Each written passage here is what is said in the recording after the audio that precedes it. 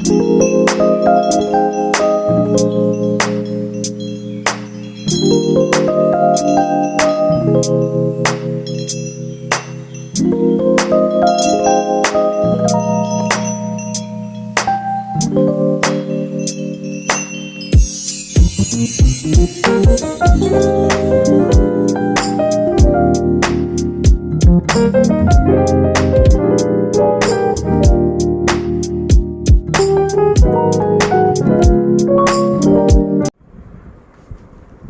guys, welcome back to my channel. It's so great to have you here.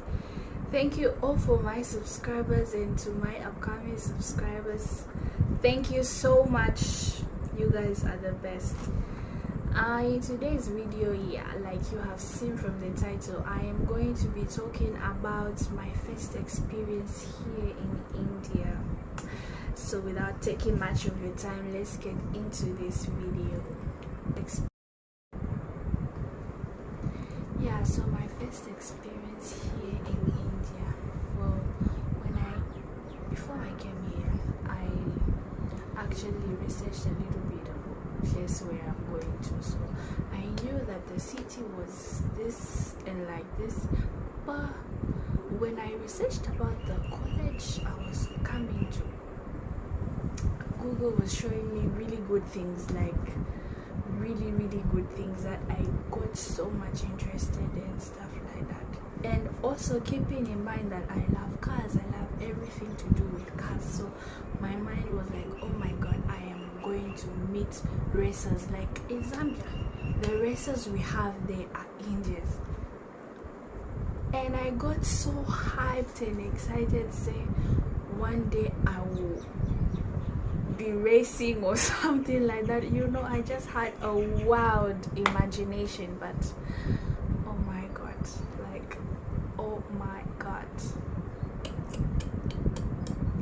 that didn't happen. Like it isn't. Oof, I don't even know where to start from. Like my experience here, it was like they have taken me from the city and they brought me to a village. And the only thing that changed the experience was the fact that you had to be on a flight to go to this village. Sorry to say this to my Indian subscribers, I am so sorry to say this, but let me just put it plain out there for those people who want to study abroad or anywhere. Please do research a lot about that particular area that you are going to. If possible, get in touch with the people that are already in that institution so that you get the full information about that place. With my own, I got admission in 2 universities here in India, and we had to compromise and have to go to the one that my parents could afford, because it's not scholarship or anything, it's self-sponsorship. My agent in Zambia actually told me, say, this college where you're going to, you were the only African there. Like that's what she told me, that I am the only African there. So I already had that mindset, saying I am going to be the only African there. So I was really very much prepared for that kind of scenario and stuff like that. I knew people would ask questions, why you here, this, and I was ready for all that. But then when I got here, I actually met a Ghanaian friend. So I was kind of surprised and in awe. I was just overwhelmed and stuff like that, because in my mind I was thinking, okay, this place that I am at now, maybe I am lodging and we'll continue our journey the next day, because I came around 10 to 11 p.m. Actually that was my final destination. So when I came, people were welcoming me, Like always, I am always silent and quiet, observing everything. Then they went to call one African girl who was from Ghana. Yeah, so I had a Ghanaian friend in the first 4 months. Yeah, in the first 4 months that I lived in India, I had a Ghanaian friend. No, not really 4 months, but I really can't tell, because why I'm saying the first 4 months, because those first 4 months were the best 4 months of my life with her. Until we met some certain people in our lives that just came to, yeah. So I actually arrived when the whole semester was gone and we were about to write exams. I wasn't panicking or like I should have been. I was so calm, so chilled. Went to my classroom. Oh my god. Guys, I don't even know what I would say. The classrooms, boys are seated this side. This is not even preschool stuff or something like that. This is just how it's done here in India. I don't know, maybe all India, but this is how it's done here in South India. The boys sit on their own, and this is college and university. Like, the boys sit on their own, the girls sit on their own. They do not cross paths. Like, they do not cross paths. Even when a boy is walking and a girl is walking, they just had to, they spread. There's nothing like bumping into each other. Guys, kuli vinto kuno, like kuli vinto, si vinto. Yeah, so my first experience here in India, guys, this thing even makes me so sad, but I just have to keep my vibe up high. So when I got here, I was so excited. Let me not even say I was excited about learning. No, I wasn't excited about learning. Let me just be honest with you guys. I wasn't excited about learning. I was actually excited about car racing. Yeah, that's how much I love cars. I was excited about car racing, you know, the fireworks. Yeah, like zero this thing, you know, climbing the bikes, car auto, stuff like that. Yeah, I did get to do the climbing of the bike and the riding of the bike and the auto. At the racing, man, even up to now, I'm so disappointed. Like, so disappointed. Racism. I haven't actually experienced racism, but from the stories that other African students have told me, like, they have experienced racism, like, in a very bad way. But with me, maybe it's because also of my skin color, because I have noticed that my skin color also intimidates them. Like, yeah, it really intimidates them. They think maybe I'm from the US or another country. Yeah, but I'm from Africa. They get so disappointed when I tell them, say I'm from Africa, and they're like, you are this is your skin tone, your mother white, your father. I say, no, I am from Africa, and I am African. Like, I was in my school, like, I was even the fairest of them all. You know, Chabim albino, where I did.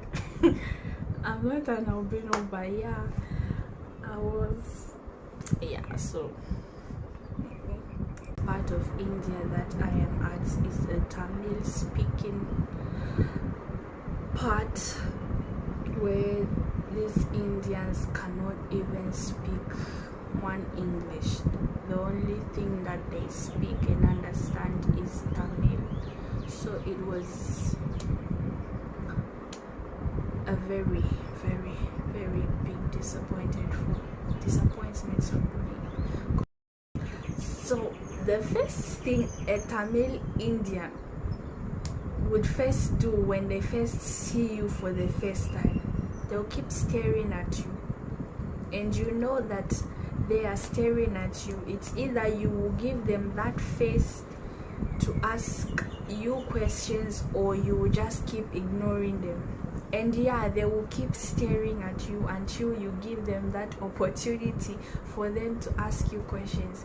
Now, in case it's your first time, like it was my first time, I did give some of them that face.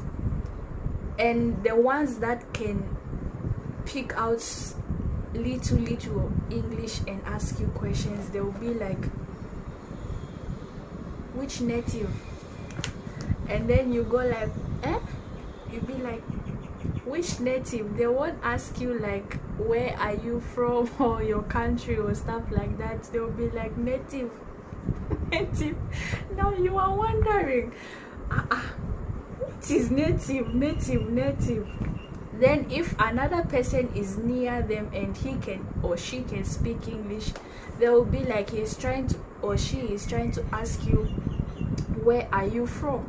So you'll be like, Africa, and they'll repeat what you say. They'll be like, Africa. Then you'll be like, yeah. It will be over. But the ones that know English, but they just can't stop asking you questions, here are the questions that they will be asking you. What is your father's name? What is your mother's name? Do you have brothers? Do you have sisters? What if you say you have 4 brothers? You have to tell them all your 4 brothers' names. If you have sisters, you have to tell them all your sisters' name. And then questions will keep on coming, like, what are they doing? Are they married? Do they have children? What is your father's work? What is your mother's work? How did you come to India? What are you doing in India? Okay, like food stuff. Yeah, our food stuff is different. Definitely they will ask you such kind of questions. But the ones that will really make me laugh the most is when these people that cannot even speak English or anything, they will just walk up to me and assume like I know everything they are talking about, and they will just start talking to me, start talking, and I'll just be like, until someone else will come and tell them, say this person is this like this, she can't even understand what you're speaking. And then over a sudden, she will just change. She will just start looking at you now. And now she is observing, okay, her hair is different. They want to touch your hair, want to touch your face. Oh my God, like, these people are really fun. They are really fun. The other thing is when you are walking to your classroom and there are guys on the way. Trust me, the way those guys will spread and leave the whole area just for you to walk. Unbelievable. I used to feel like a star when I'm walking to college and then the boys are spreading for me. That's rare. Like, nobody does that.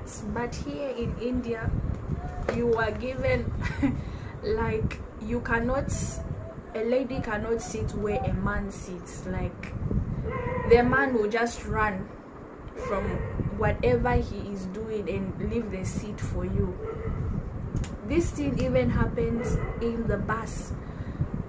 One time I got into a bus and I didn't know that these people have seating arrangements. This side is for the women, this side is for the ladies. So I went and sat where the men sat.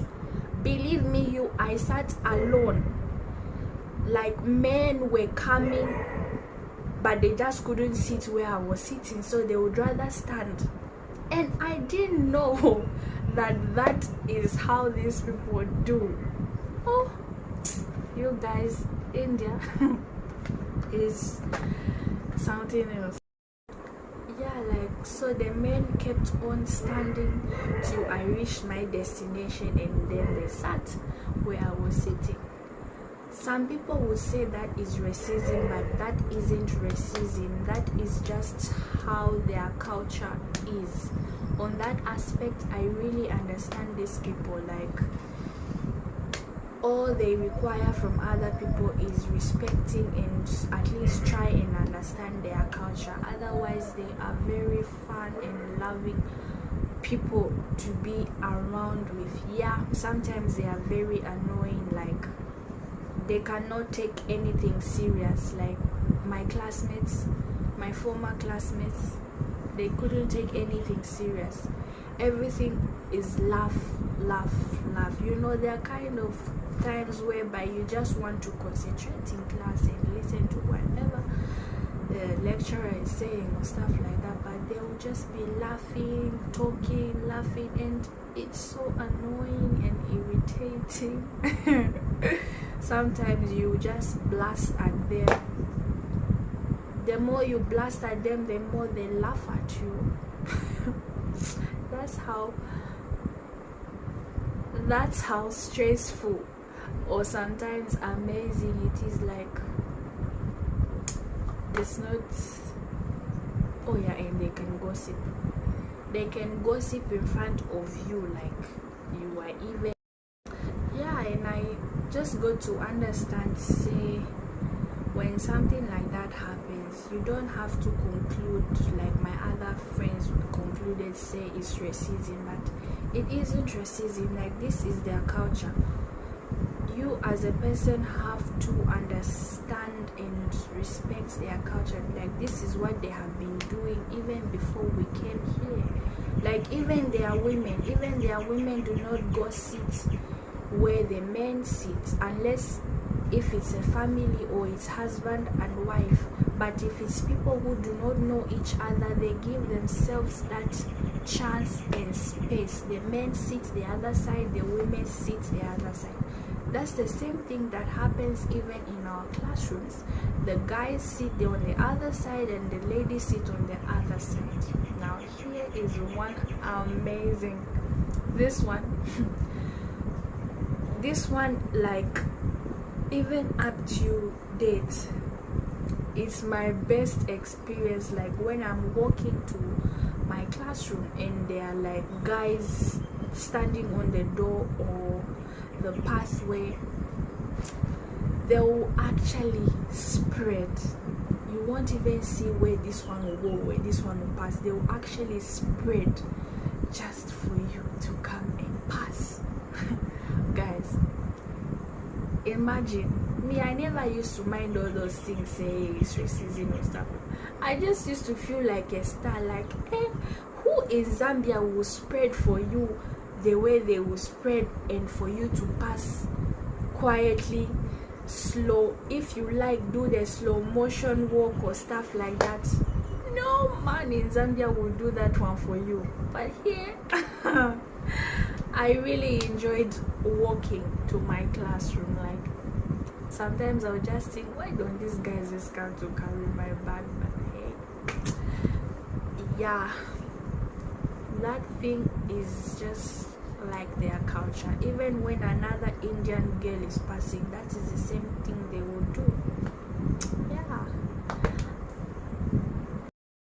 Yeah, you guys, so India is really fun, but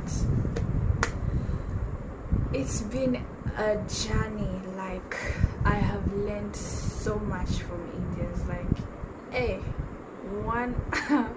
this one, you know how in Africa or in Zambia, where we like things, everything is fast, you go this side, you come out, do this. But in India, if you, for example, you want to go outside, you have to get a pass. You have to, no, you first have to write a letter. That letter has to be signed by your HOD, maybe even your class in charge, then your director, then your warden, even the gate man safe has to sign that your pass, that letter, just for you to get a pass for you to go outside. Now these are the kind of things that an African person cannot tolerate. Like, even as calm as I am, getting a pass is something that I cannot tolerate. Like, here I don't even know if I would compare the education system to high school, because even in high school such stuff were not happening. Like, we didn't experience such things in high school. Then here that you are in college, is guys get to sit on their own, women sitting on their own, guys have to sit on their own, women have to sit on their own. Whatever you have to do before going out of class, get permission, you have attendance, there are like so many rules. You have to write letters for you to get leave, or for you to the thing is, when you are dealing with Indian education, trust me, you really have to be very patient. And for those that are not patient,